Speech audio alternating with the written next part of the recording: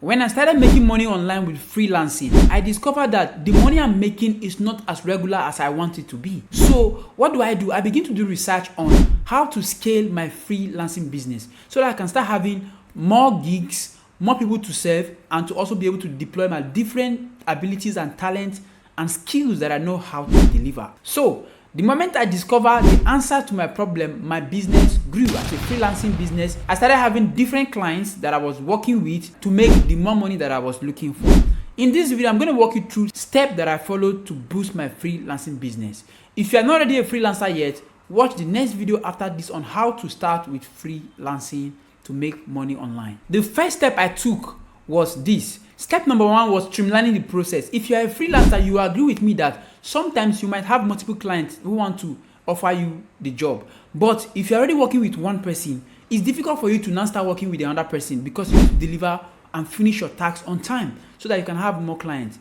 Now, most times, if you are not organized and your tasks and your processes are not streamlined, you discover that you spend so much time working with one person and you are not making much money. And you use all your time on that person. That is why streamlining the process was one of the things that helped me to start making more money. I was able to make more money with multiple clients at the same time because of these various tools. One of the tools is Trello. Trello boards help me to streamline, know who I'm working with, know the type of client, know what they are looking for so that I can keep track of my tasks. The same thing with Asana. Another one that I was using was ClickUp. All these tools help me to organize my tasks and to automate repetitive processes. There are some processes that are just repetitive. Just schedule them and have them happen as you are making money and working with various clients. And not only are these tools helping me to streamline the process, they also help me to make sure my work is consistent. So if I'm delivering one particular task, I deliver the same way in the same process with other clients. And with that, they got to understand how I operate and they love my work. So step number 2 is expanding your skill set. Now, one thing about freelancing is that if you have one particular skill, it will limit the number of clients you can have. And if they're not giving you a job frequently, you will not be able to be making more money. So once I started making money as a copywriter, creating articles, the next thing I was doing was creating websites for other clients. Other thing was marketing. So you have to expand your skill set. The moment you expand your skill set, you will discover that you are not relying on only copywriting clients.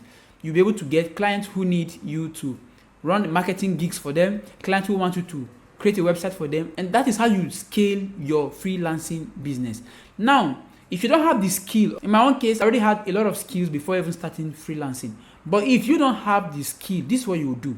Go on to Udemy. You have free courses that you can start learning right now on any skill that you're interested in. Another place to learn from is Coursera.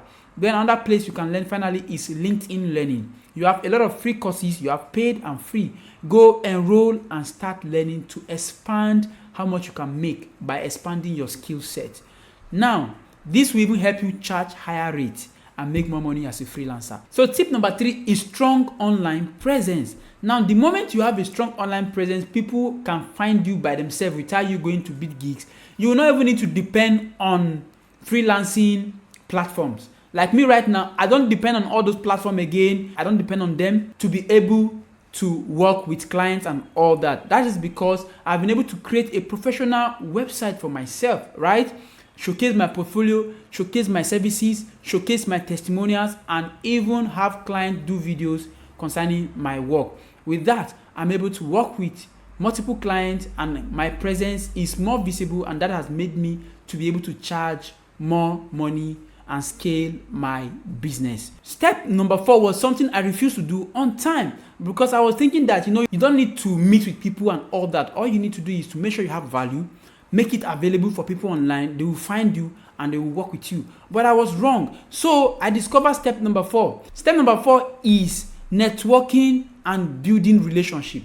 Now I begin to build relationship with people in the field, people that I want to serve. I go to their network, I go to their events, I join some kind of online communities on Facebook, and I begin to even enroll in some programs. Not because I don't know what they are going to be teaching in the program, but I go to some masterminds because I know people that I'm going to meet there will need my services. I started to network. Before you know it, I have a lot of people who are interested in the services I have to offer. So step number 4 was a very huge one for me, and that was how I scale my business. Now, people always find it difficult to charge what they are worth, and sometimes people don't actually know what they are worth. Other times they are not actually good.